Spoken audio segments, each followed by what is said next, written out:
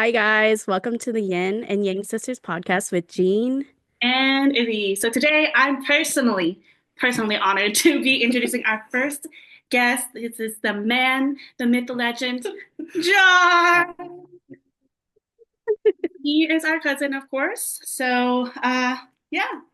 Yeah, so we've had a lot of talks. Obviously, we're cousins, so we've had a lot of talks and laughs plenty of times, but now we're here to bring it to you guys so you guys can kind of get to know John a little bit. And there's a lot that we have to ask him, so let's just get right into it. Okay. So first thing we're just gonna talk about is who you are and the different phases in life that you went through. Right. So what are some of the fondest memories that you remember about just your childhood in general with your family? Hmm. So I guess with my own family, I guess there was a lot of bickering, I would say, going around. That's what I remember. I guess as all siblings Yeah. and family are, there's a lot of bickering, but I do remember the bickering, you know, just random stories like when we went to Vegas and we bicker, the kids would be bickering with each other. That's what I remember, but I feel like it also helped us like kind of get closer in a weird sense, but that's kind of what I remember as my own family growing up is a lot of bickering, but a lot of like love at the same time. Yeah, I think Yeah. like with you guys fighting so much too and like getting in trouble together, you Right. guys had to like find a Bond. way to like get out of trouble together too, you know? Have there ever been like moments where you guys were like fighting or you guys got in trouble and you're like, oh shoot, like we need to get ourselves out of this and we have to work together to like, you know, Yeah. to like make our parents think otherwise. Right. Well, the one time I remember is actually when it was all of us cousins, Oh yeah. and all of us had this big fight, and so my dad had separated us, and that kind of, I feel like in the end we all like decided to work together and Yes. overcome our differences to all hang out together. So that's definitely one memory I have, and I'm like, oh my God. Yeah, dude, I totally remember that. Your dad is so smart too because he knew to separate us based off of our cliques. So we had cliques within our cousin groups, and he knew to pick one from each of the groups and separate us. And then I remember once they were at Tyler's house. And so once you guys or that half got to Tyler's house, we were like IMing each other or something. And it was like, hey, we feel bad. We're thinking about walking back or I whatever. know And it's then something that's too. We like called each other and we were like yeah, talking on the it was phone. This something. is when there were still landlines, okay? There were hardly cell phones. So we were Yeah. like calling each other and we're like, we're sorry. Let's like Yeah. that was funny. I totally remember that too. And it's just funny because all of us got dragged into it. Uh, Mhm. I know But I know it was between mostly like us girls, but yeah, like yeah. the guys too just got randomly thrown into it, even though they weren't even like fighting, they were yeah. just like hanging out and playing games. Yeah, So that's the funny thing I think about like all the time. remembering childhood and our like Mhm. teen Yeah. memories, you Yeah. know? What would you say is some of our fondest memories together? I always remember us swimming. I don't know, for some reason we're at your guys' old apartment and it's just like Tiff, you guys, me, and we were just swimming all day and then we take a nap and we Yeah. all fight over who's showering first, who's showering last. Like every weekend, that's what we did. And Yes. I don't Yeah. know, it just kind of it's like that's why we always joke about us being mermaids and it's like Uh-huh. We that's are. just yeah, such a fond memory of mine about us. That is funny that you bring that up because um I remember us doing that all the time. And I was telling Izzy in a previous episode. I was like, "Oh, a regret of mine is we didn't use enough sunscreen." Yeah. And we used to go to the pool a lot. So it's funny that you bring that Be up. burnt to a crisp. I know. Like we used to, no, no, no. You literally used to have those sunspots on our face that Yeah. like grandma, she thought like something was wrong with us, and she would put aloe like on our face. Yes. Yeah.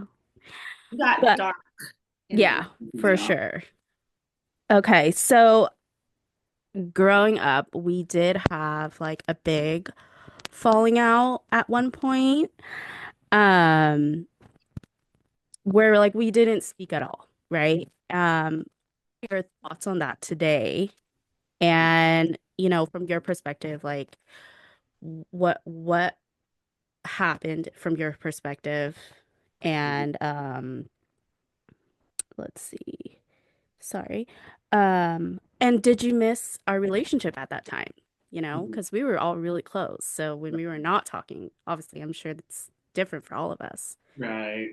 I would say that, as family, we all fight, and whatever had happened between us, I think, I don't want to say it's meant to be, but, things happen, and that's just the way life goes. And if something happens, then I feel like it's like meant to be, or if it's like a learning kind of thing for us. Mm. Um, During that time, from what I remember, most of it was actually, I feel like, between you and my sister, and Hmm. then just us being so family oriented. Of course, Izzy took your guys' side, and of course, I feel like I have to take my sister's side, Right. and I'm okay with that actually being like a thing, because that really Yeah. shows us that we're Yeah. both, all of us are family It's like oriented, it's Yeah. Like we're or we're loyal to each other, but at the end of the day, like we're also very loyal to our immediate like families too. Exactly.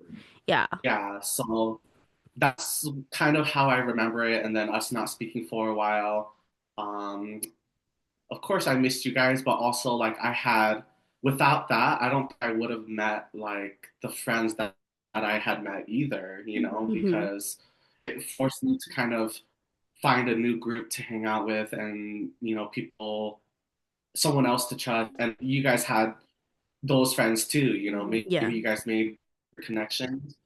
So I just think overall that things happen for a reason, and it kind of made both of our sides learn. Yeah, that's a good perspective to put on it because you did meet like because you kind of started hanging out more with like Belle and Tim, and that made your guys' relationship A really lot close, closer. like you Hmm. and Tim specifically. Because Yeah.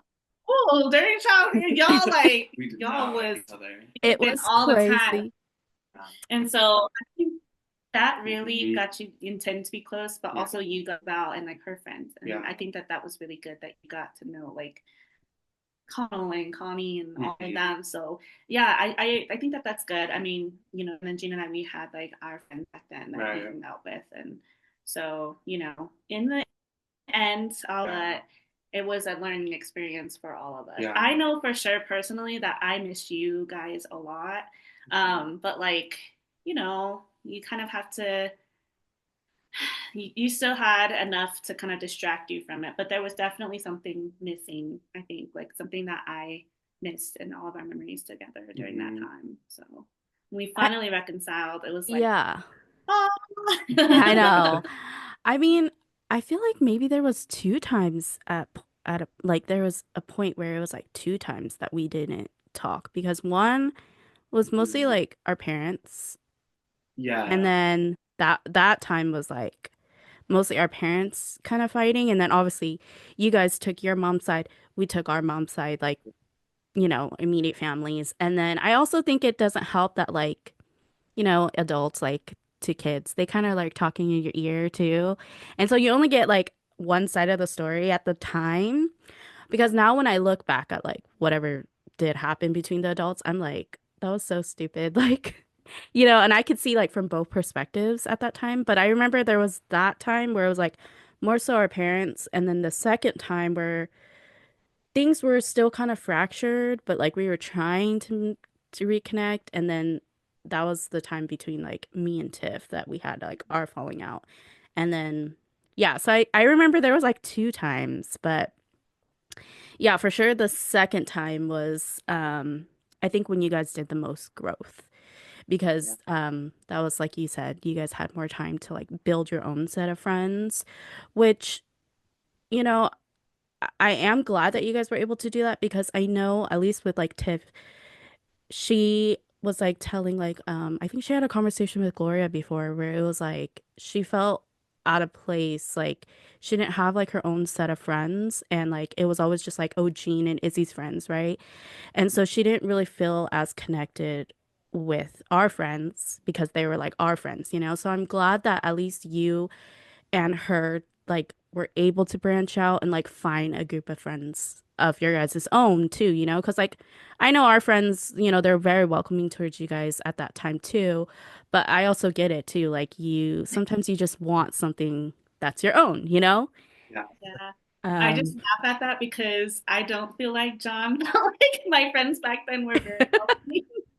Um, because, you know, a lot of my friends back then were like in the church and, yeah.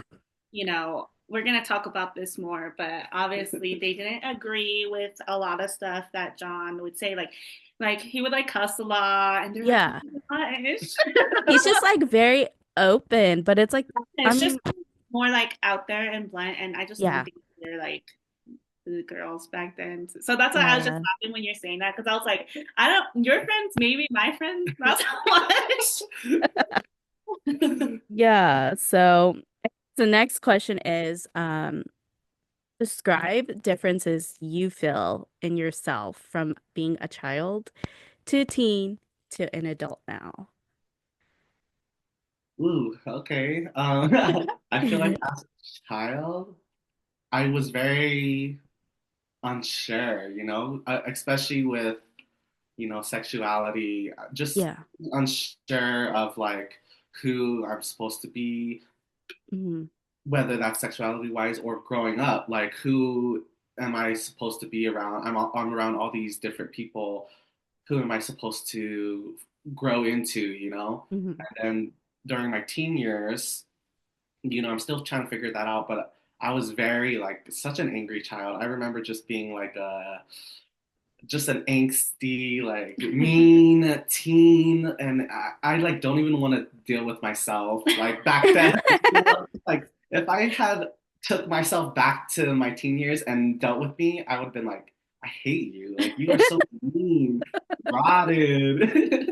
And now, I feel like I'm definitely like I'm really chill now. Like I don't really Yeah. want to deal with the drama. I don't really, Right. I think with age, it comes with like definitely growth for sure, maturity. Hmm. Definitely, I would say a big thing is losing my temper and anger. Like, that's definitely like such a teen thing. Yeah. And Yeah. I feel like I found myself more as a person too, like sexuality wise, where I want to be. Everyone's still kind of up in the air about, oh, what do I want to do? But Yeah. like more so now I'm in that path where I'm supposed to be going. That's Yeah. good. Yeah.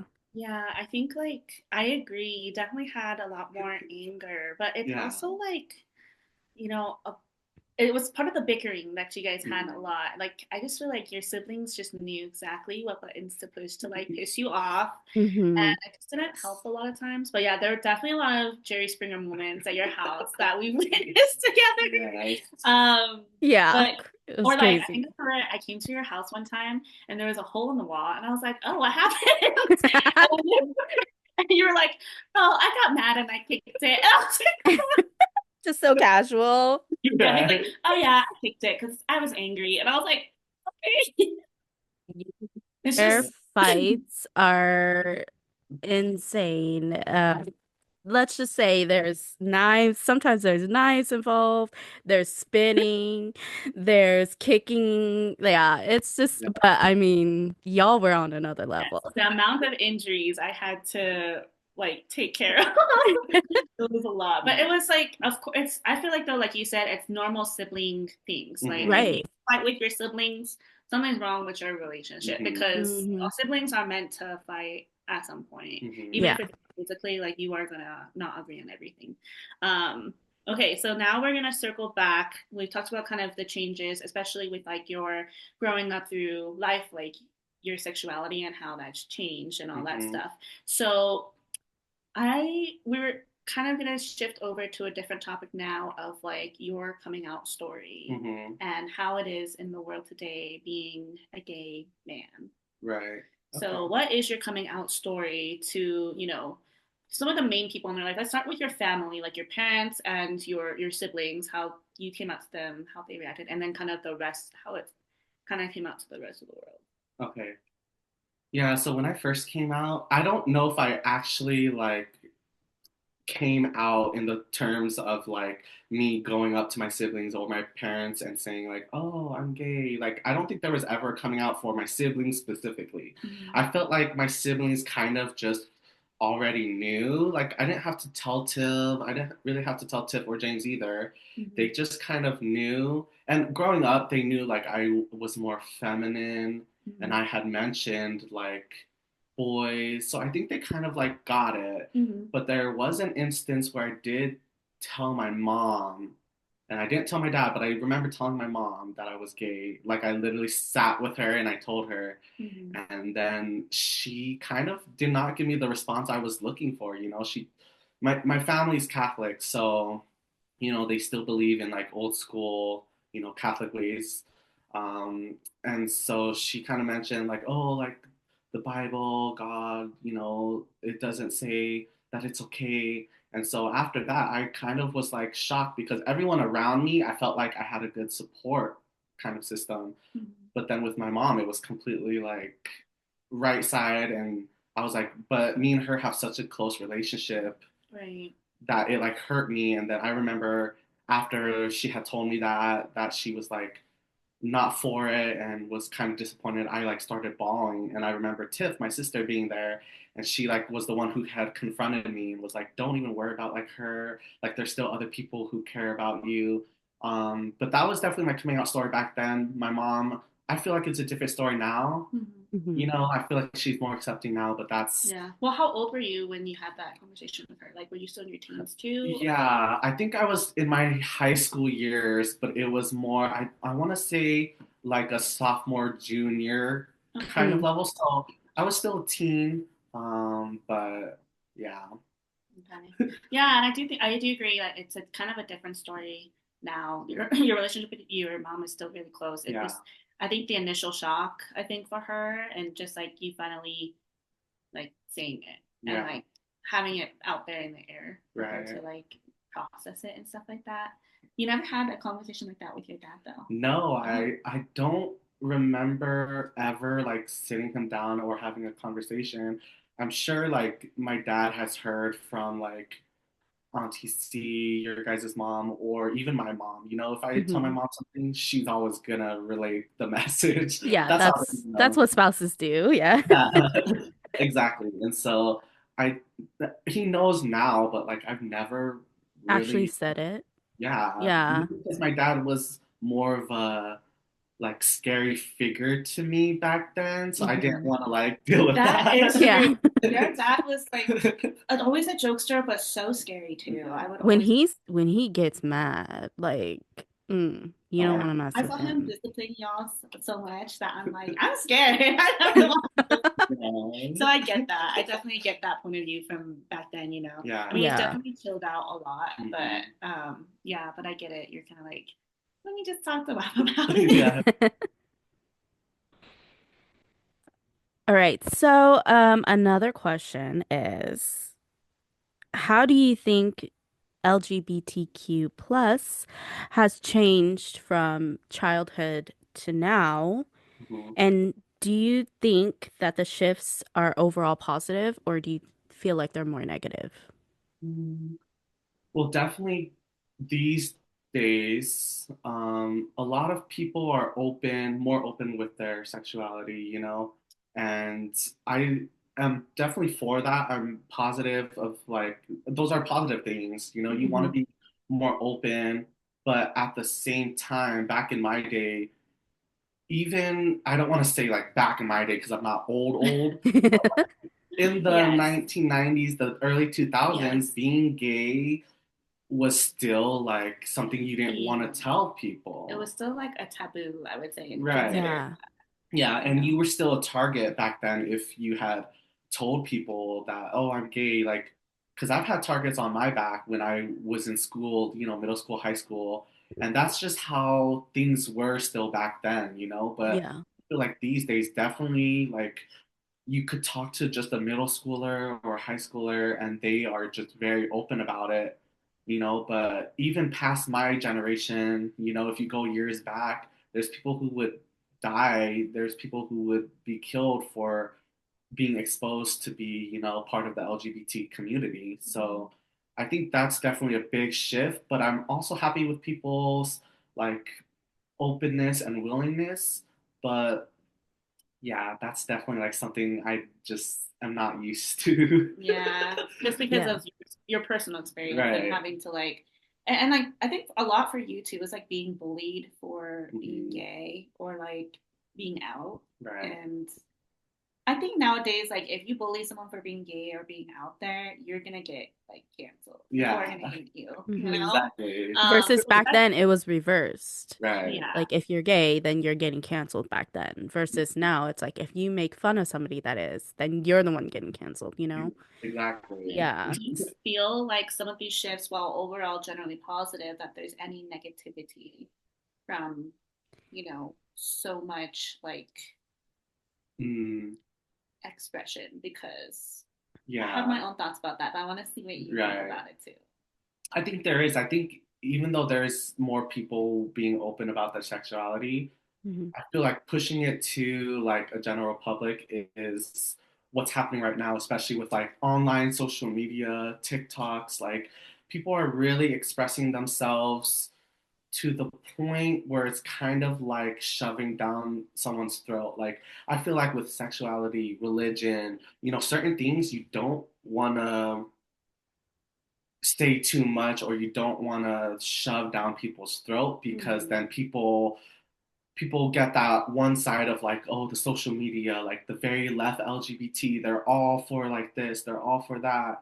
And I can see that being a negative, Yeah, you want to kind of keep yourself on the, you always want to be proud of your sexuality, but you also don't want to be shoving it down people's throat at the yeah, same time is like how I feel. yeah, Hmm.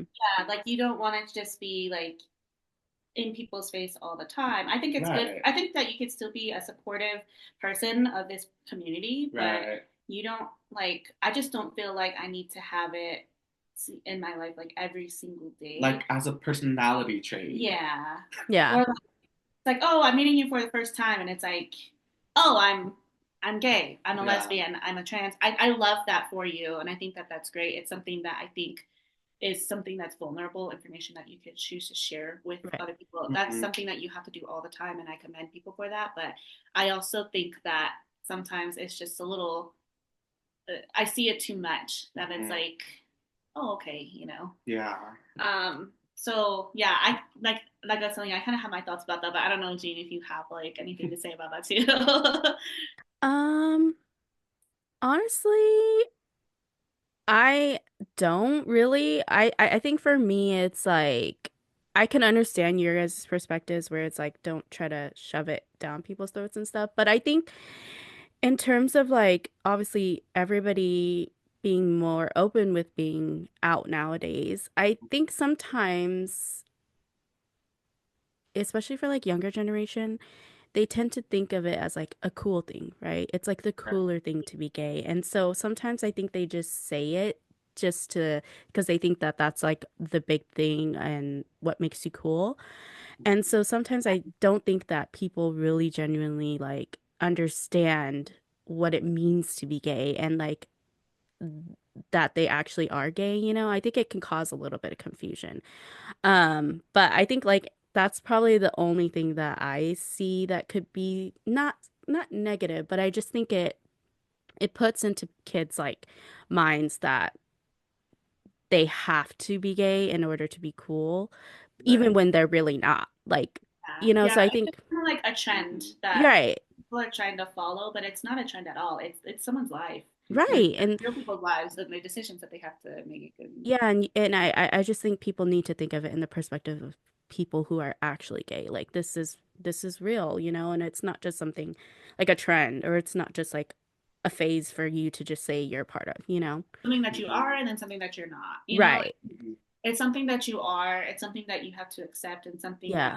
to accept. It's a very hard thing, I Yeah. think, because I've always been told that when you're somebody in this community, like you have to come out, you have to choose to come out to people all the time. Because Hmm. a lot of times people they don't always assume that you're part of this community, Hmm. and so Yeah. you choose to let people know that every single time, and every reaction is different. Hmm. Yeah. Yeah. So it's yeah, it's definitely. I guess I could, yeah, I definitely understand where you're coming from too. Yeah. Next question is like, what are some common misconceptions about the gay community, and um, like, what is a common misconception about the gay community that you feel isn't necessarily true? Um, huh. There's a lot of things that are true, and then there's a lot of things that like aren't true. I would say definitely more so these days. I feel like you know how with gay people, AIDS was like such a big thing in the 80s. Like that was a big pandemic For for sure, us. yeah. Hmm. Definitely nowadays that has calmed down. Like you know, sometimes you still get comments of like, "Oh, you're gonna get AIDS if you guys, have sex with each other." Hmm. But like that's not true these days, because a lot of people, like a lot of gay men, have taken, PrEP, Mm-hmm. or they really watch out of what they're doing. We test ourselves more regularly now. More things are safer options are more available now than it was, back in the 80s. So I Hmm. think that's definitely a misconception. There's also misconceptions about how each of us think. Like I feel like we're all thrown into like the gay category, which I think is like, there will always be more so, I don't want to say left or right, but there will be differences between each gay person that you meet, kind of Mm-hmm. like how each straight person you meet thinks And differently. Right. yeah, I was gonna say alongside that, like I feel like a lot of people have this misconception that gay men find all men attractive, but Yeah. it's like gay men have preferences too. Okay, Exactly. Hmm. like you could be like I just don't like people who are like, oh, he's gay, he must be into me, but it's like, honey, you are like I feel like Not it. you're not even my type, or Yeah. you would be like, I don't even think you're cute. I don't even like you, you Yes. know? But Yeah. people just think that just because you're gay Mhm. that oh, you must love all men. Right. No. Yes. Like you Yeah. guys have your own, like you said, your own thoughts and your own preferences as well. Yes. Definitely.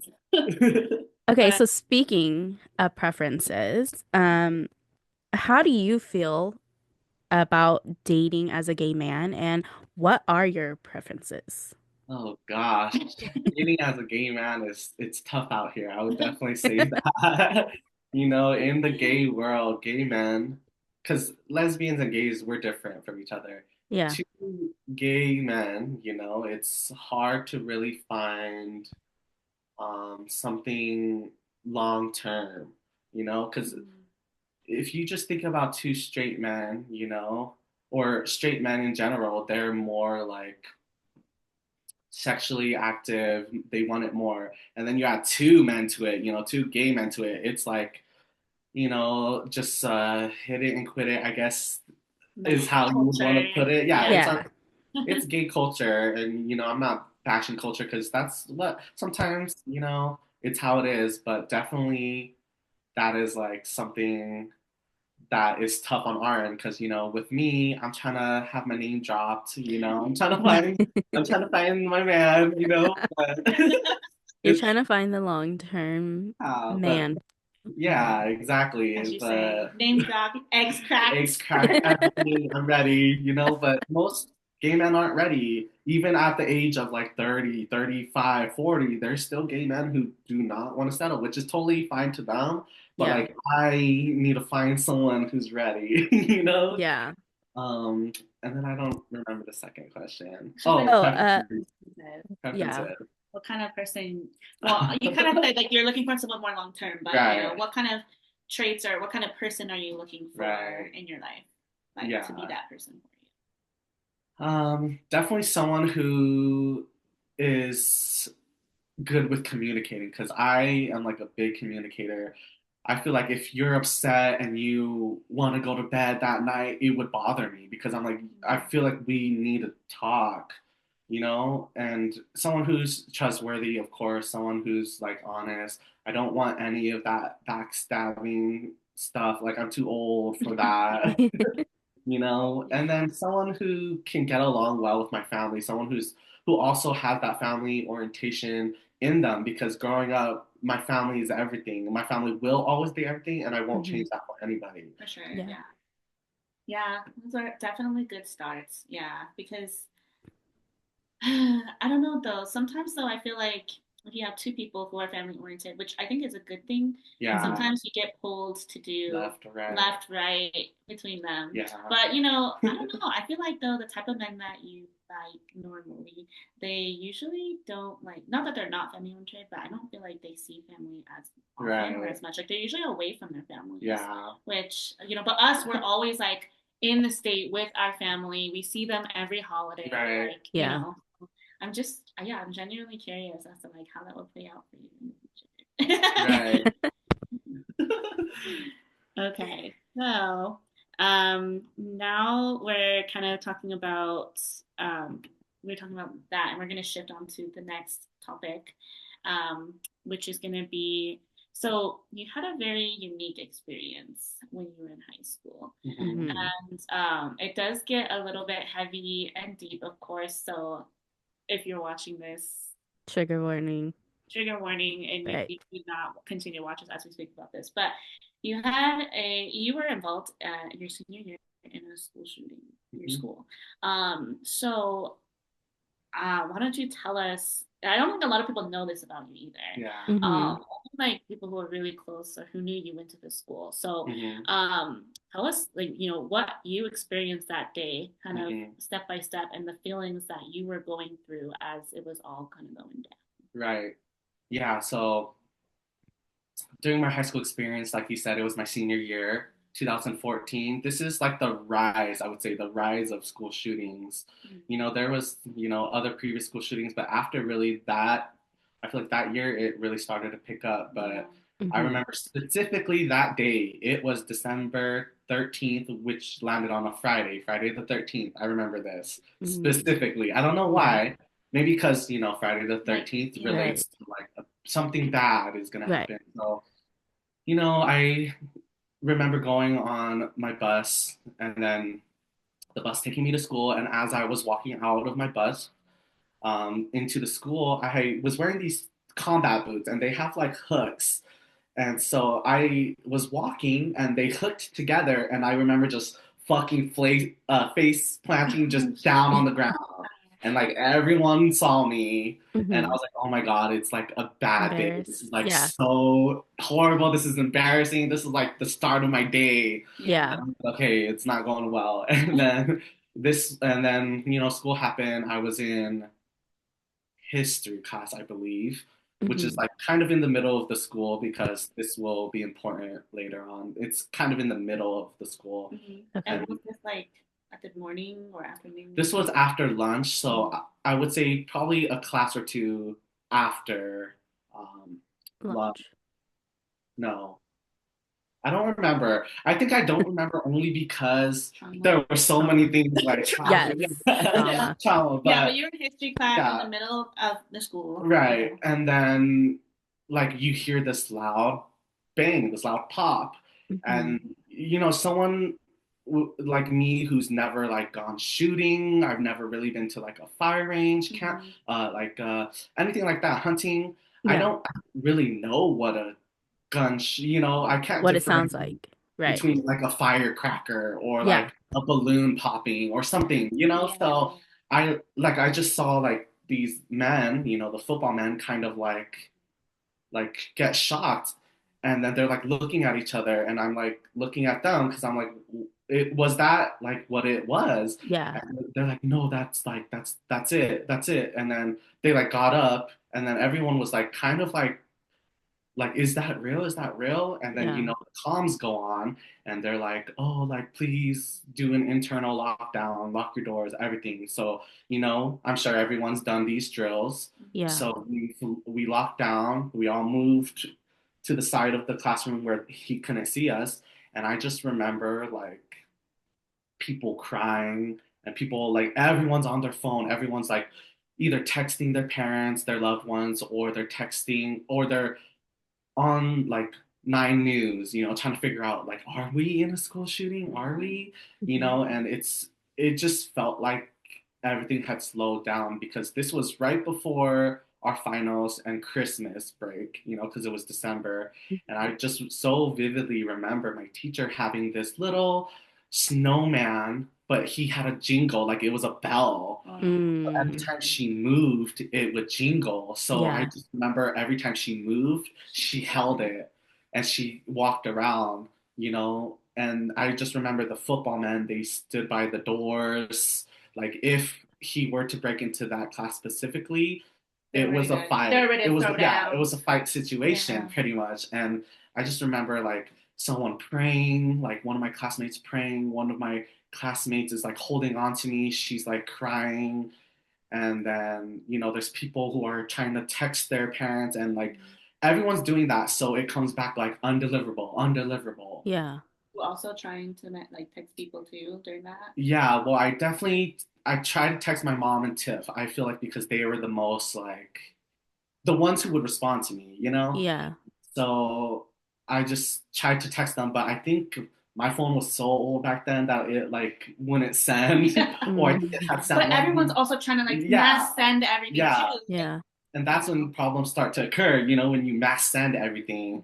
And Yeah. so that's what I like vividly remember. And then after what it felt like, it was probably I don't really even know. I would say 20 to 30 minutes, but it felt like we were waiting in there for like an hour, hours, just like, will we, it's always running in your head. Will we live? Will we get through this? Hmm. You know, will our parents see us again? Did they even get our texts? Those are the Yeah. thoughts that are just kind Yeah. of running through your head at that Yeah. moment. I would think too, it's like, are these gonna be these people in this classroom, like, are these gonna be the last people that I see? Hmm. You know, Hmm. I can imagine. And then and especially I think for your teacher in that moment, like just that clear, vivid image of her like holding that bell Yeah. Hmm. and not wanting to risk any of you guys. Hmm.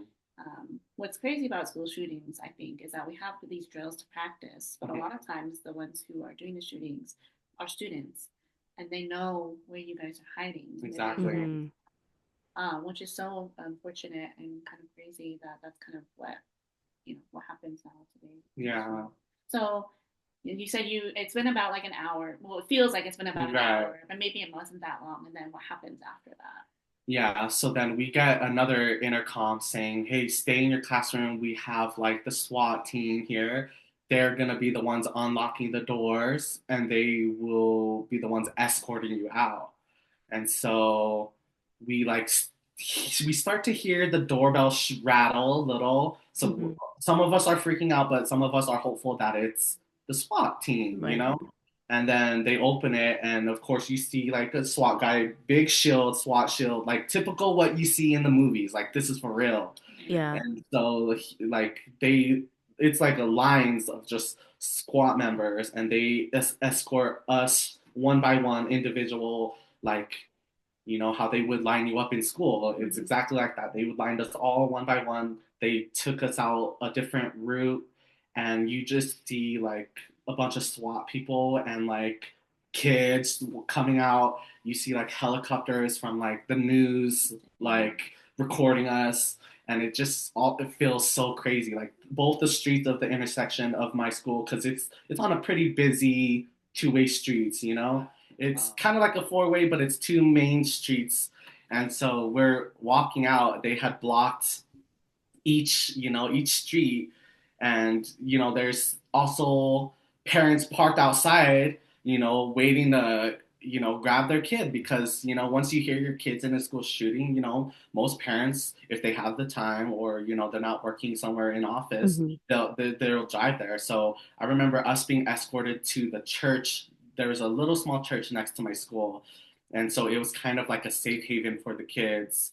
And I remember us being escorted there by the squad team one by one in that line. And then they said that we would be excused if our parents came and picked us up. But it had to be either a parent, a family member, Mm-hmm. someone who was close to you, and they would like check you off and sign you off. So we're just Hmm. kind of chilling, like in the church, but it was kind of like heartwarming to see people's faces, like, oh, like nothing bad happened to you. Right. What if you saw your friend or your crush? It was always like, A like relief. crush. Yeah. What did you say? No, but it's like little things like that. Like you see your best friends and you hug because Yeah. your best friends you aren't in the same class either, you know? Yeah, at So that point Hmm. you weren't. So you're just yeah, like, oh my God, they made they it. made it. You're safe, and then you would just see. Because for me, that process took a while. I felt like that process took me like an hour to even get excused for someone to come pick me up, you know. But Same. I just saw like my friends getting picked up right away, some of my other friends getting picked up, and it's like, oh, stay safe, and because it really bonded you like wow we like all went through this together and we didn't actually know if like any of us would have Made it. made Made it, you it. know. Yeah. And then eventually my little brother was also his school had the external lockdown, you know, because of it was neighboring schools, so my mom went to go pick him up, which kind of, I mean, I'll discuss that a little bit later. But then my sister Tiffany came to pick me up, and then I was, eternally grateful for her because, I think when I look at it now, I'm glad she was the one who had picked me up. But going back to what I had mentioned, I was kind of a little bit upset that my mom went to go get James instead of me, like my Yeah. brother. Like it kind of just like at that time it upset me as a teen, Hmm. that like your priority was him versus me. But like I said, now that I'm grown up, I'm grateful that it was Tiff, and I think Tiff would have been the first person that I wanted to be comforted by, Yeah. actually. Yeah. Yeah. When she like picked you up, were you like, how did that go? Was she just like, how are you? Like, would you break down? Like, what kind of happened there? So when she had picked me up, it was kind of quiet. Like it was kind of like I don't want to relate to it, but let's say you like experience something traumatic or someone died, but then you're forced to kind of go back into like reality. It was kind of like that where she had like picked me up and we just both kind of like sat in the car and then I didn't say anything and she's like, "Are you okay?" And I'm like, "Yeah, I'm okay." And she's like, "Okay." And then we just drove home just like a couple minutes in silence. But I think it was kind of like It was like processing. right. But it's for her too, because she had graduated a few years before you. And Yeah. I think like she's just like, wow, this happened like at my Mhm. school. Yeah. Hmm. And Right. But I know she was there for me. What is there to say, you know? yeah, Right. I mean, It's she like, asked the right question. Yeah. yeah. And it's like you don't want to push it too, because you don't know the mental state that that Right. person is in. So you Exactly. don't want to like make them break, in that Right. moment. And so I think she was kind of like with her, "Are you okay?" She was kind of testing the waters, Right. like, but Yeah. yeah, I can understand why you were upset by your mom going to pick up your brother instead, because like I would feel the same. I'd be like, it I'm was the one that actually would do me. it. Yeah. Right. It was my school that it actually happened to. Yeah. But yeah, like you said, I think at the end of the day, as you were saying earlier, things happen for a reason, and I think it was just meant to be that Tiff was the one that came and got you at the end of it. Yeah. Like, so I remember this day too because I called you. Yeah. So, from my perspective, I was literally like on an off hour or something, and then I was listening to the radio, and they were like saying there's a school shooting at this high school, and I was thinking to myself like, why does this high school sound so familiar? Like, Hmm. but it was here in Colorado, so I was like, what school is this? Why does it sound so familiar? And then I was like, oh my God, this is John's school. And so then Yeah. I remember they were saying like evacuations had started happening and stuff like that. So I knew it was kind of over because I was like, I need a call and make sure that he's okay because but I don't want to call if you were actively in the middle, like trying to hide it, and all of a sudden, Yeah. like, goes Oh my off. God. And so I was Yeah. like, oh my God, okay, they're evacuating. So I was like, maybe it's safe to call. Let me just call. So then I called. And then when I called you, were you still in the church or were you home already? See, the thing is, I don't even remember. I think because it was like so traumatic, I don't even remember Okay. getting Like called. Yeah. details. Yeah. Yeah, because Yeah. I I do could remember understand that. I called you because and then you picked up and I was like, oh thank God, like he picked up and I was like, are Mhm. you okay? And I was like, I heard I've been hearing stuff on the news and like I realized like it was your school and you're like, yeah, well, I could tell you were kind of still very like shocked by it. Shooken up. Right. Yeah. So you're like, yeah, you're like, I'm okay. You're like, we've evacuated. and where think I remember you saying you were waiting for someone to come get you, Then I was probably in the but church. I was just Yeah. I do remember telling you though, like, are you okay? Like, I just I heard about all this stuff happening. Like, are you're like, yeah, I'm fine, but I'm just waiting for someone. So it's like, okay, well, I'll let you go, but I just needed to know you were like Okay. okay, because Good. Yeah. you just never know. Mhm. But it was crazy that I found this out through like The just the news. news, and I was on my off hour, like I was literally sitting in my car, Yeah. like just waiting because I was gonna go back inside, and then I heard this, and I was like, what the heck? Mhm. So Yeah. I just remember that, and then yeah, after you were telling me about what happened afterwards, which is kind of what we're gonna go into next. Mhm. Yeah. So basically, obviously, this happened in December. How did the rest of your school year unfold, after all this happened? Mhm. Um, and how are you feeling, going back to school Yeah, like were you and being at school? still, Mhm. you know, Yeah, so after that had happened, like I said, this was the last week before finals week, and then winter break was gonna happen. Hmm. So, I remember they just completely shut down school for, you know, so The the remainder. for pretty much for the winter break, and then we would Yeah. return back in January. Hmm. And so they said there's not going to be any finals. Like whatever grade you have now is going to be there unless you need a better grade. Then we'll do a final for that one individual person Yeah. based on whatever class. So they were very lenient about not making us do the finals because it's traumatic and it's like we got to study for something. yeah. Right. I was like, Right. everybody gets an A. Yeah. Yeah. Everyone passes their class. Yeah, Yeah. Yeah. but thankfully I had good enough grades, so we got an extra week off, and then they had to renovate the school because the shooting occurred right outside the library. Oh yeah, so we're in the middle of the school, Mm-hmm. and is where my history class was. The library was more toward like a corner of the school. That's where it had happened was the library. Hmm. And I don't know much of the details, but apparently the school shooter had a Molotov and had lit up like the library. So they had to renovate it as well. So that way when we came back to school, it would potentially be fixed. But Hmm.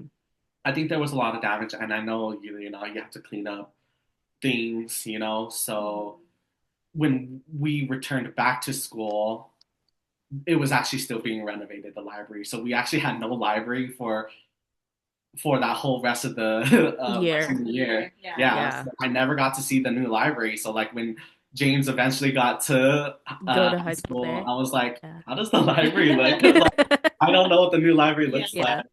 So But funny. returning back to school was normal. I don't think I ever felt in the back of my mind like unsafe, which is Hmm. weird because I know that you're always fearful to go back to school, whether it's another school or my school. But when I returned back to school, I felt safe, mostly because they had up the security as well. Mm. But Hmm. even my school, I never thought we would be the ones to like be in a school shooting. It was Yeah. always just so safe, and the neighborhood was safe, and it always felt like that to me. And maybe it was just a mishap that it happened, but I always Hmm. considered it still safe.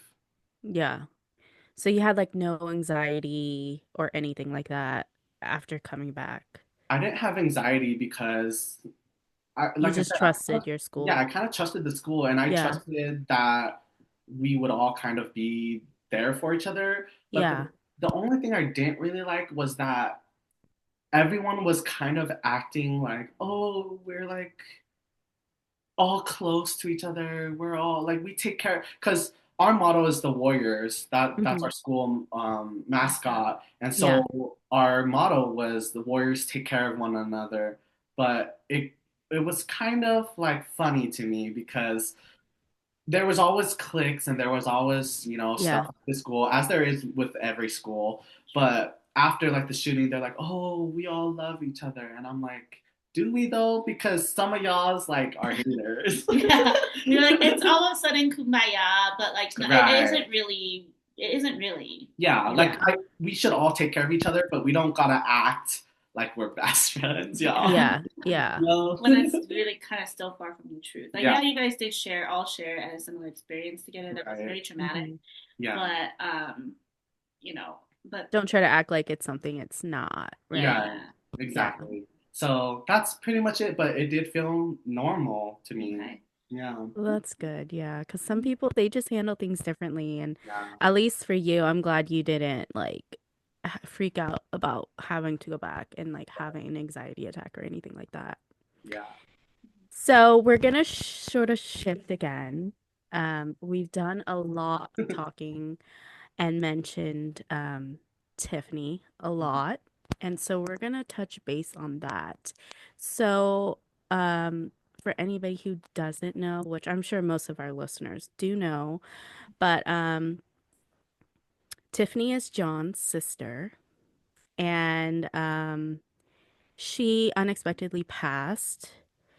And so we kind of did want to touch base on this with you because obviously it's a big impact in your life, you know, and she was a big impact in your life. So kind of we just wanted to hear your thoughts and kind of have you walk us through that morning that you found out, you know, that she passed. Right. Mm-hmm.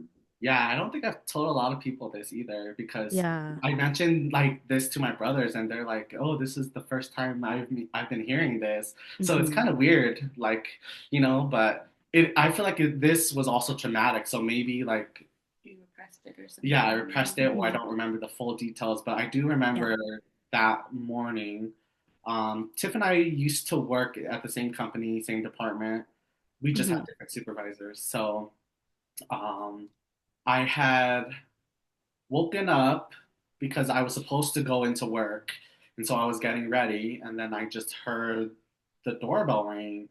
And so you can kind of peek out through like a certain room to see like who's there. So Yeah. I Hmm. went to that room to peek out because I don't like to answer the door. It was this room, wasn't it? That you could peek um, out through. was that the room? Was that her room at that I time? think it It was. might have Yeah, been. I think I it was. remember because that was Tim's old room. Yeah. Oh yeah. Yeah. Okay, Yeah. so Okay. Yeah. Yeah. was yeah Tiff's old room at that time. I had peeked out and I saw a cop car, and so Hmm. then I ran downstairs, looked through the little peephole of the door, and I saw two cops. And I was like, "Well, why are they here?" I was like, "I don't really want to answer this because I'm just the type of person I won't answer the door unless I know you." Yeah. Yes. Yeah. Same. Safety, okay. We're Yeah. all the same. Yeah. Yes, and so I was like, no, and so Hesitant. Yeah. yeah, so then I just didn't answer it, and they left, and then I got a call. I started getting a call from my mom, so I pick up Yeah. the phone, and she's like crying, and she's like, because I actually had texted her. I was like, "There's two cops here." She's Hmm. like, "Yeah, what's going on?" She didn't answer me, and then they had left. So I was like, "Okay, maybe it's like not a big deal." And then she had Hmm. called me. She's like, "Oh my God!" She's like, "The reason why they were there is to like tell us that Tiffany passed. She was in a car accident and she passed." And so then she's like, "I'm coming home. I'm coming home right away." And then we hung up, and then I just started bawling like my eyes. I'm home alone. I felt like Yeah. that in that moment. I felt the loneliest I think I've ever felt. Hmm. Um, it's with all my trauma that had happened, in school and everything. I've never felt a loneliness like when I had ended that call with my mom and I was waiting Hmm. for her to come back. It was just like Because nobody's there with you. right, and then I got a bad news from just like a call, and granted, maybe if I had answered the door, I would have had two people there, but also these are two strangers that I Right. don't know, and I feel like I'd cry. I'd be even more embarrassed to like be crying in Breakdown. front of them. Yeah. And so, yeah, I just started bawling my eyes out. And that also felt like 30 to like an hour long process of just crying. And then my mom got home, and Kenny's mom was actually working with my mom at that time as well. So she had Hmm. actually left work, came with my mom as well. I think because my mom was just bawling her eyes out that she was the one actually driving Yeah, my yeah, mom. Yeah. yeah. Like she was not in the state to be able Right. to like get herself home. Yeah. Right. So then my mom and Kenny's mom came through the door, and me and my mom, we just like embraced, and then I think my mom started calling all everybody else. Like I'm sure she did call like Tim and James while she had called me. Hmm. Um, and so I don't know what happened next because, like I said, it was kind of like a Yeah. long, long day. But I Yeah. remember all of us being at my house, and then all of us got invited to go to is it a morgue? Coroner's. Not a morgue. The coroner's office. Yeah, like where Yeah. you can see, which And is verify. kind of Hmm. traumatizing actually. But Hmm. we went there and, we had called everybody that we knew, like family and friends, mostly close family, Hmm. and I actually got to like see her face. Hmm. Like they covered her with a blanket from her neck down, but you could Hmm. see her face, but you could tell it was like getting blue because it was like getting cold, obviously. Yeah. Hmm. And so that's like something that I didn't really want to see. Well, like it's like I did want to see it, but at the same time, it is kind of traumatic. You know what I Yeah. mean? Because when you see someone in a casket, it's different from when they look like Fresh out of whatever happened. right. Hmm. And so I just remember that, and I remember specifically this little detail, which is so weird, is that my sister-in-law Val at that time, she was working for a company, and she told them, she's like, "Oh my God, like this happened," and they're like, "Oh well, you don't have PTO," and so she was like, "Okay," and she left anyways, and then she quit because they were gonna either fire her or she would have to quit, and so then. I do remember that vividly, and I'm like, dang, that's how I know she's She's true. a real one. Yeah. Yeah. And now Literally. she's your sister-in-law. Yeah. Yes. Oh my gosh. I Yeah. did not know that that happened with Val, Right. but yeah, that's how you know she's a real one. Like I Yeah. would have said fuck it too. She's Like, like, I Yeah. don't yeah. care. I'm leaving. I Yeah. don't Yeah. need PTO. Yeah. Yeah. So you remember that detail and then after seeing Tiff, Hmm. Did that kind of like solidify things for you? Like really set things into perspective that like, wow, like this actually happened? Mm, it's like real, right? right. I think when I actually got the call from my mom that it was real, and then having seen the cops before that, Hmm. it just kind of solidified it when she had called me. Mm-hmm. And Mm. then I just remember like calling when my mom had called me. I was still supposed to go into work. And so I Yeah. had freaking called the attendance line. I'm bawling my eyes out. And I'm Yeah. like saying like my sister passed. Like I even said like she won't be in and I Yeah. won't be in. Like I think I remember specifically saying that because I'm like You're like, what? yeah. Like I'm Yeah. like yeah. We're both. I mean, it's very clear she's not going to be in, but you're like, Yeah, it's yeah, but we're Okay. Okay, let me preface this to the audience. We can laugh about this now because it's been like 10 years this year, okay? So like details like that we can kind of like make fun of now. But right. yeah. Yeah. Well, it's only funny because it's like I didn't know what to say at the time, and it's Yeah, like and you're like struggling. yeah, Yeah. yeah, but You're frazzled. yeah, I'm You're like, frazzled. I'm like, oh my God, like I can't come in. I'm literally crying, and then yeah. I get like a voice message back from my supervisor, like Hmm. saying, oh my God, like it's totally okay, blah blah. Because I think she had called me, but I like did not answer Hmm. because That I makes was sense. busy doing other things, and so Yeah. yeah, I just remember being so like sad. I already when I got that call from my mom, I like knew already, and I knew she had went out because the night before she went out, she actually was like, "Oh, like I'm going out." I was like, "Okay, have fun, stay safe," like blah blah blah. You know what we Hmm. always do, and Yeah. then sometimes you expect those people to come back and sometimes they don't, and Hmm. then that's when the reality actually starts to like set in and hit. And I was like, oh, she like never came back. Was she Hmm. supposed to be there with you that morning, like getting ready for work as well, or did you guys start at different times? Yeah, Like, is that why you did you not like suspect anything at first when the cops were like, it had anything to right. do with her? Yeah, so there that is a big part of it too, is that she was working I think like 4 hours and I was doing like the full 8 hours, Mm. but she would get up earlier than me. I think she worked like a 7 to 11 and I worked Hmm. like the 9 to 5. Mm. And Hmm. so I got a call actually from my mom I don't know how I missed this, but I actually got a call from my mom way earlier, like 6-ish.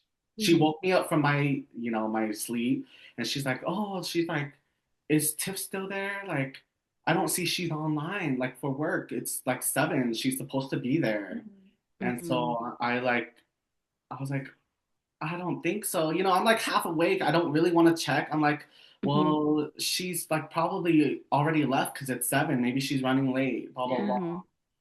And then I woke up, and then I like had checked her room, and then I like checked her car to see if she was gone, and her car was gone. So I was like, Yeah.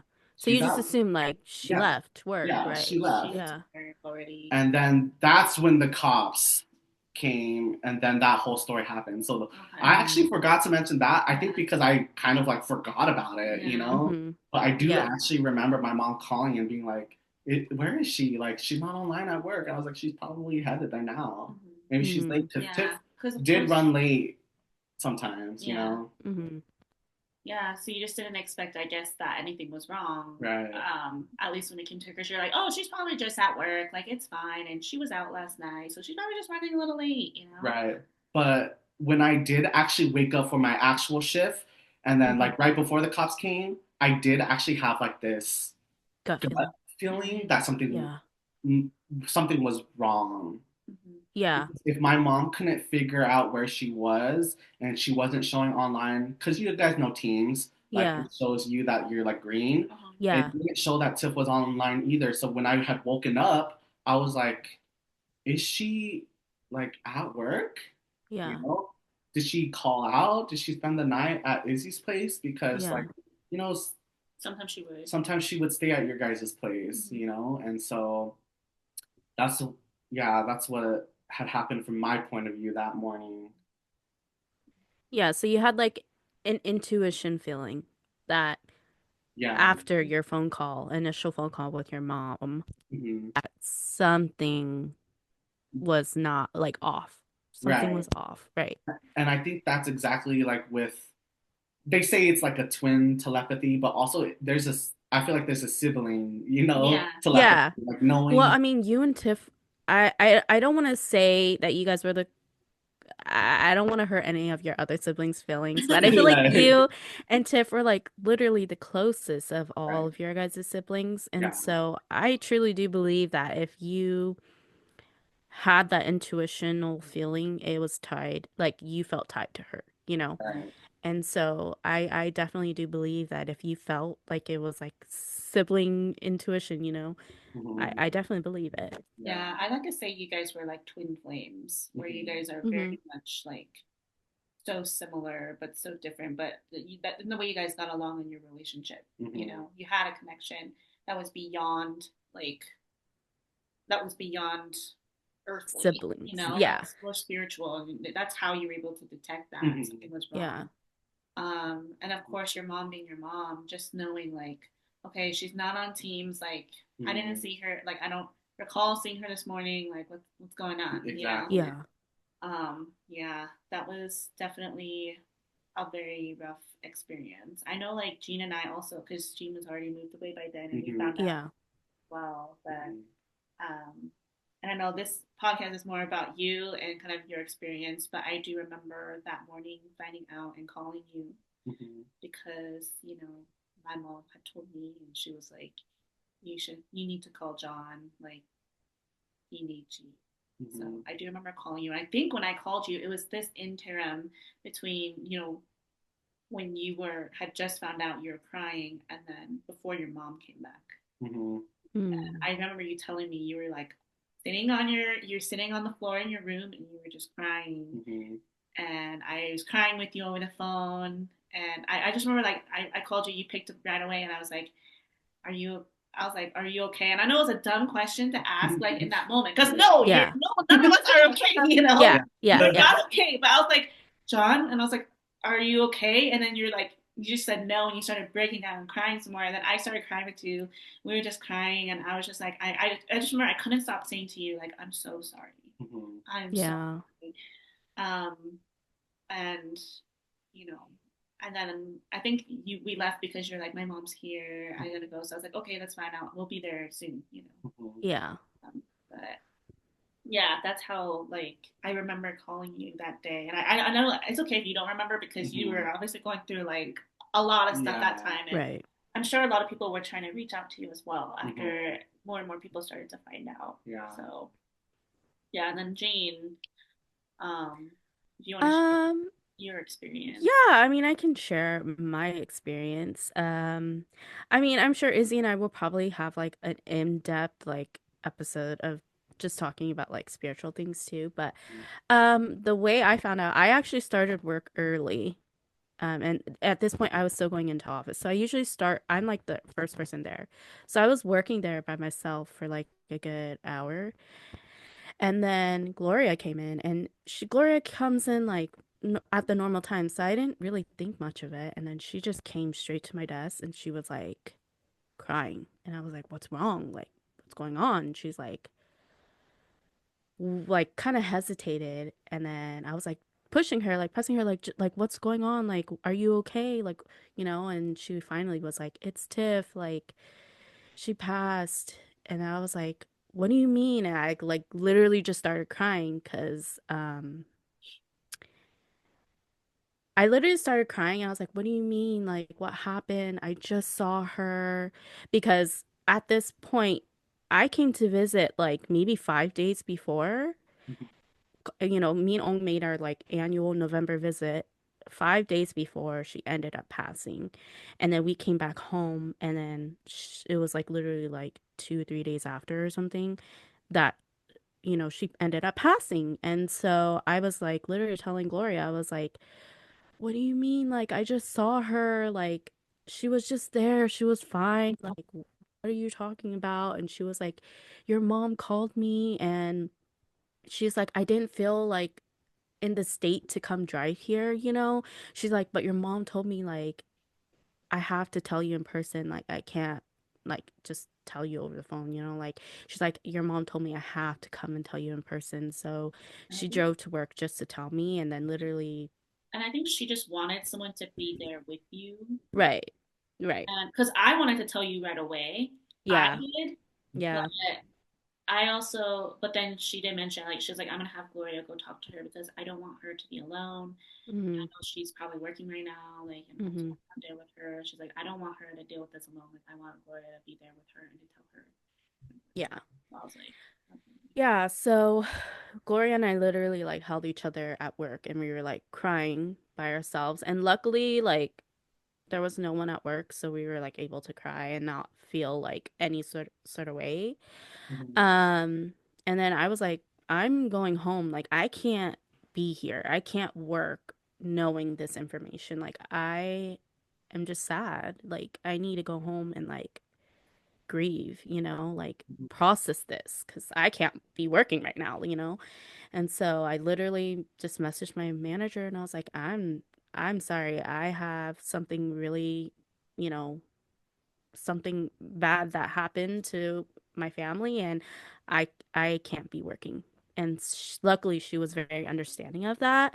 But I just remember coming home and like Own at this point he was still working swing shifts, so he was sleeping. So like I came home and I just started crying, like bawling. Like this is when I was like really bawling. And I like woke him up and he was like shocked. He's like confused. He's like, "What the hell is happening? Like you're supposed to be at work. Like why are you crying? What's wrong?" And I just kept saying like, "It's Tiff. Like she passed away." Like, and then I remember after that, like going to go read the articles Mhm. because I was like, I just need to like like see it for myself, like read about it, see it for myself, because like it didn't feel real. Mhm. And so I had to get that confirmation myself through that. And then I think after that, like I was like, okay, let me just message like each of the or like the siblings. And so I messaged you guys, but I was like not expecting an answer back because I was like, I know that if it's hitting me this hard, like they're going through it 10 times worse, you know? And I was like, I don't expect that, like, an answer at all. I just want to let them know, like, I'm thinking of you guys and, like, I'm here for you guys if you guys need anything, you know? I'm sure he But felt that is, like. massive Yeah. that day too. Mhm. But you know, Yeah. understandably, so you guys couldn't respond to all of them. But Right. I was Mhm. like, I know that they're going through it. So I was like, I don't expect a response, but I just Mhm. in my heart would feel better if I let you guys know like I'm here for you guys if you guys need anything and I'm so so sorry. Mhm. Um but yeah, I think initially it was really really hard because we had just visited. Yeah.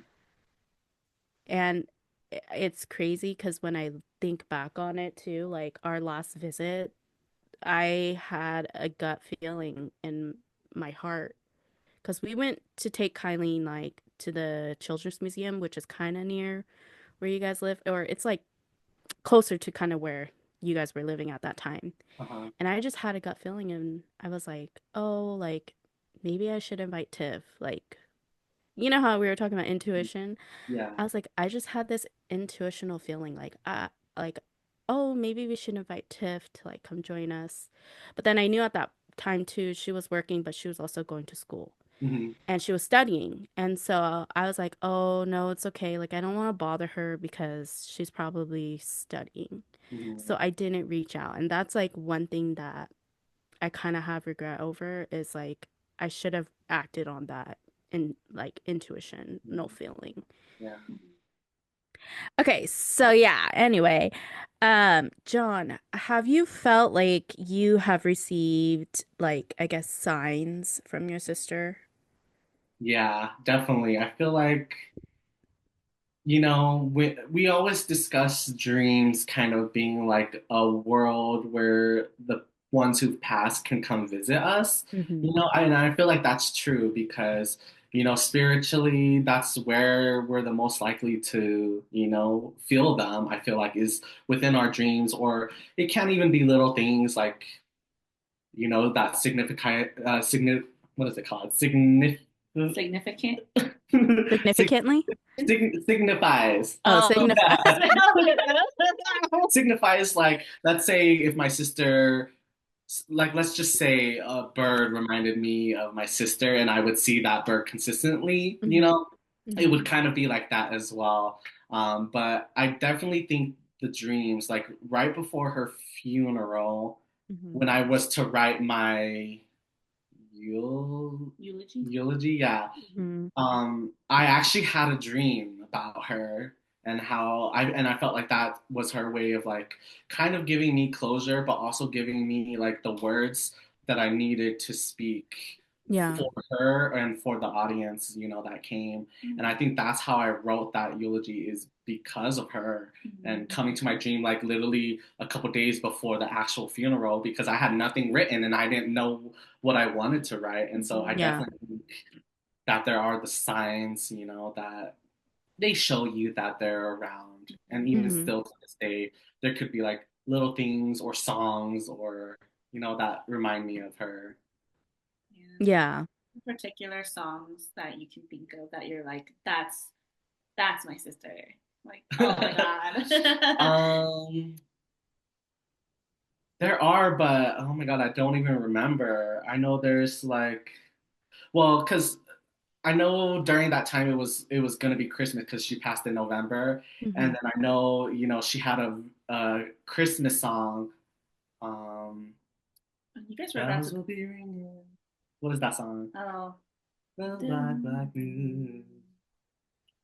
Oh, what a Christmas. Anyways, that song, that song she like loved, loved, loved, and It was a sadder Christmas song, yeah, but which very much her vibe at that time yeah, because Yeah. you were about to go to New York for your yes, big trip, and yeah, she was heartbroken at that yeah. time. Yeah. And you know, Yeah, and so like when Christmas had come around, that was like a song that I kept playing because it kind of reminded me of her because she would tell me how much she loved that song and how Hmm. she would play that song when we were gonna go to New York and just all these memories. But then, obviously we never got to make it to New York, her and I.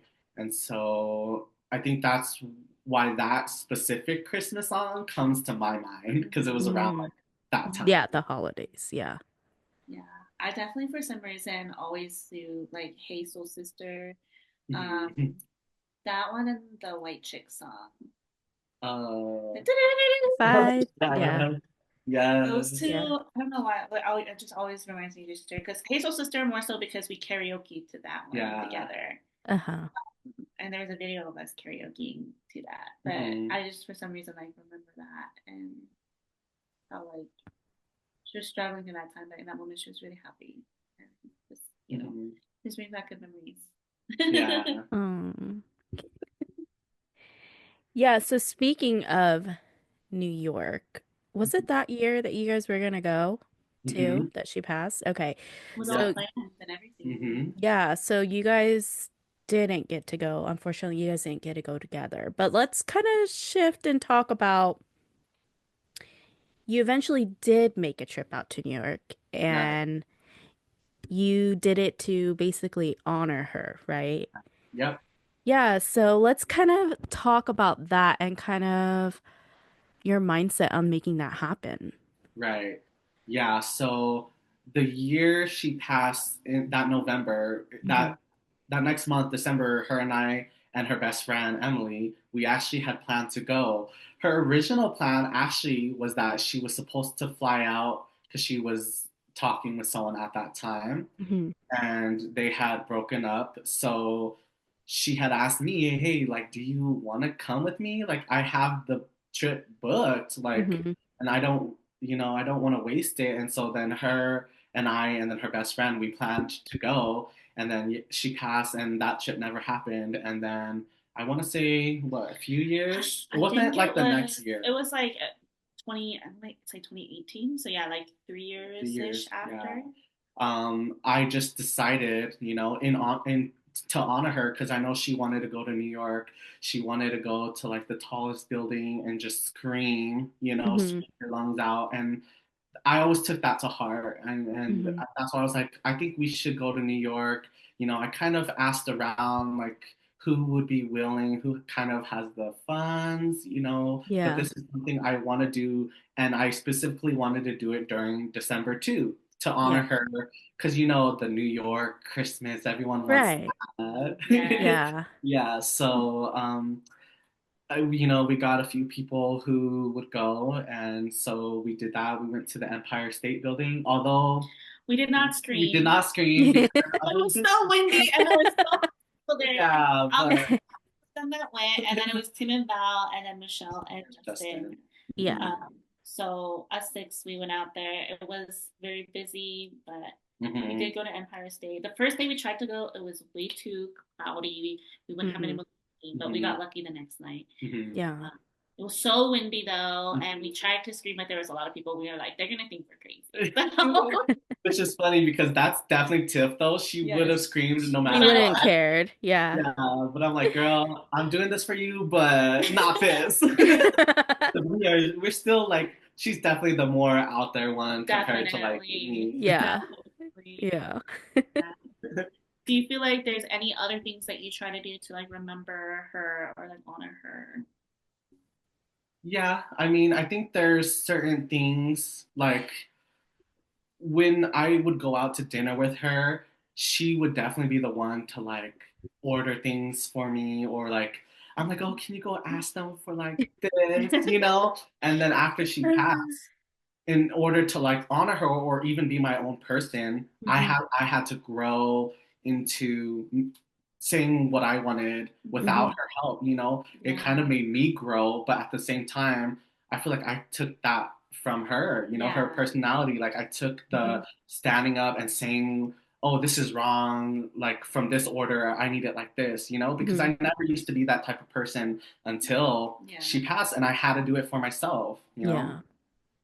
So I think that's, I take parts of her or like what she wanted to do, like get married and of course have a family. Like I Hmm. always take that into consideration with myself, Yeah. just so she could live through me like vicariously. Hmm. Yeah. So is there anything that you hope to like just remember about her for like ever? Hmm.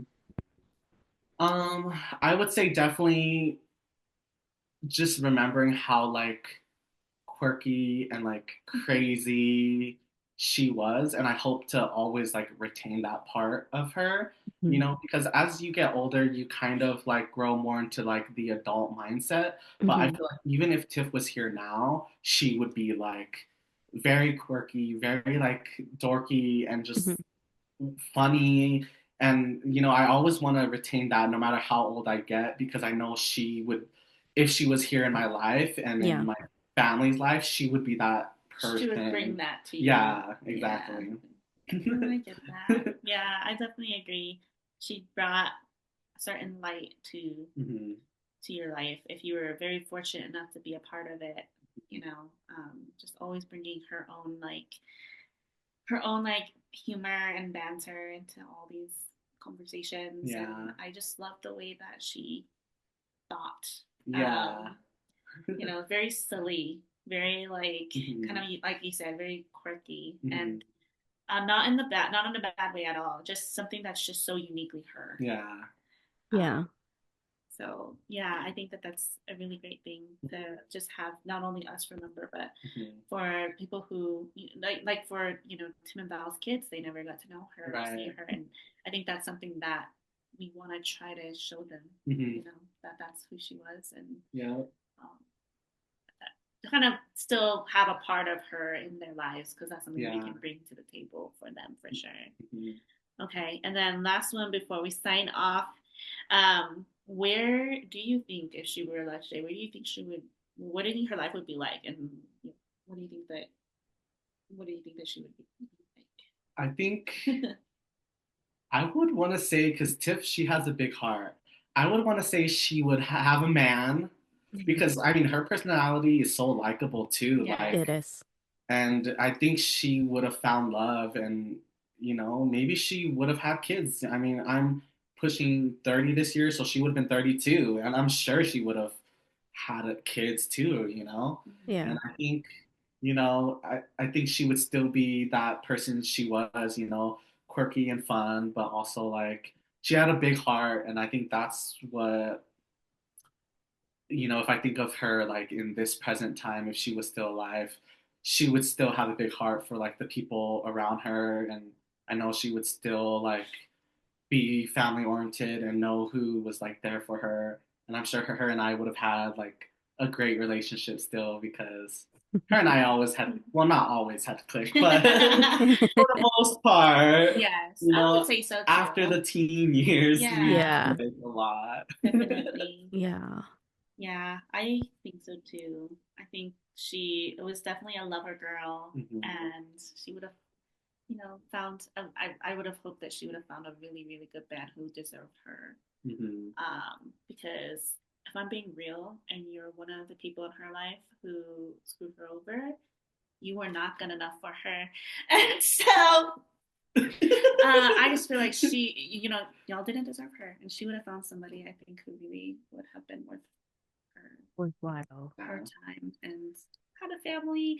I Do you think that she would have been a nurse, or do you think Yeah. she would have like not? What she was going to school for or Yeah, studying for at the time. Yeah, so I think she was going for like nursing. I know she did like, she was like a phlebotomist or someone who like was working within that like blood Hmm. um area. But I know she wanted to, become a nurse, and I think she would have, just because Tiff, when she has her mind set on something, she will like strive for it, and she's that type of person to like not really give up if it's something she really wanted. yeah, Yeah. And so I was like, maybe if it wasn't a nurse, I think it would still be in medical, yeah. Hmm. because she was always trying to help people too, Yeah. So I do think she did have a genuine interest in it. We would have discussions yeah, sometimes where she'd be like, "Oh my gosh, like I'm learning about this right now," and we talk about school stuff. So it's always interesting to see like where she was going, what she wanted to do in life. right, Although I know there were some times she kind of struggled with what she wanted to do, as everyone right. does. But yeah, it sounded like before she passed, though, she was right on her way of really getting a step Figuring it out. Yeah. Mhm. figured out. Well, I mean, I think it's also an interesting factor to know, John, is you actually pursued school and tried to pursue a nursing route to Right. honor her. So I think a lot of people don't know this about you, but yeah, I think it's an interesting fact to You're kind of like, put out there. nice. I feel like Yeah, I mean, I did go to back to school in honor of her, and I did Yeah. try to go back into medical. Yeah. Um, let's just say it didn't work out on my end, but that's okay, you know? Yeah, which is fine, but I mean, I don't but think a lot of people know that about you. yeah, you Yeah, still tried Yeah. to pursue something out after high school. You know, like you still yeah, took the classes, you took the yeah, Hmm. prerequisites and yeah. everything. And I think that in itself is commendable because I had to tutor your ass. Like I was like, bio, this is Yeah, a crap cycle. And you're like, I don't get it. yeah. It was Yeah. a lot, but we got through it. You got through it. And even But if it didn't work out. Mhm. yeah, but I think it just goes to show so much like how determined you were to do that to honor your sister, you know? Yeah. And I think yeah, like I said, I don't think a lot of people know this about you. So I just wanted to put it out there that you Yeah, yeah. No, loved your you're sister right. so I much. was, yeah, that, Yeah. that totally just came to mind too. Like something that I felt like you did. And I Yeah. do feel like too, after she passed, you really like started taking care of your health as well. Like, cause you Mhm. were on your fitness craze after Oh that. yeah, I yeah, for remember that. sure. Hmm. You were Yeah. like, had a trainer and Mhm. everything. And you really like, you really did that. And you also went to more raves and Yeah. things like that too. So, you know, Yeah. I think you did a lot of stuff to honor her in the last few Yeah. years. It was just crazy to think about because like I do it to honor her, but at the same time, like I just want her to live through me as well. And I think that's why, because like when she had passed, she was like trying to fix her like her skin. She was trying to get Hmm. fit. She was trying to like go out Yeah. and do more, raves or like festival shows. And so kind of when she passed, I kind of put that into myself, like, oh, I also need to better my health and I need to go out more because what if I die young too? Like I won't have these experiences. Yeah. I was so shy. I was always so like scared of the unknown. And I think after her passing, it definitely made me into a better person to be like, wow, I realized how great she was and also like how I need to incorporate parts of her into myself, you know? Mhm. Hmm. Yeah, that's so good. So good. All right, well, that's good. Kind of the last thing that we're going to discuss today. So thank you everyone who tuned in and listened to our Yin and Yang Sisters podcast. A huge thank you, of course, to John for being here today and Yes. having this discussion with us. We are hoping to have you back in the future for future episodes just because we love talking about a bunch of stuff. I feel Yes. like there's so much more that we can go into with you We Yes. too. barely scratched the surface, but Yeah, Yeah. like, so for no, sure, yeah. like, yeah, for sure, we're gonna need another episode with you, but we also plan to have other guests on as well. Um, but yes, until then, Bye, bye, babe. Bish.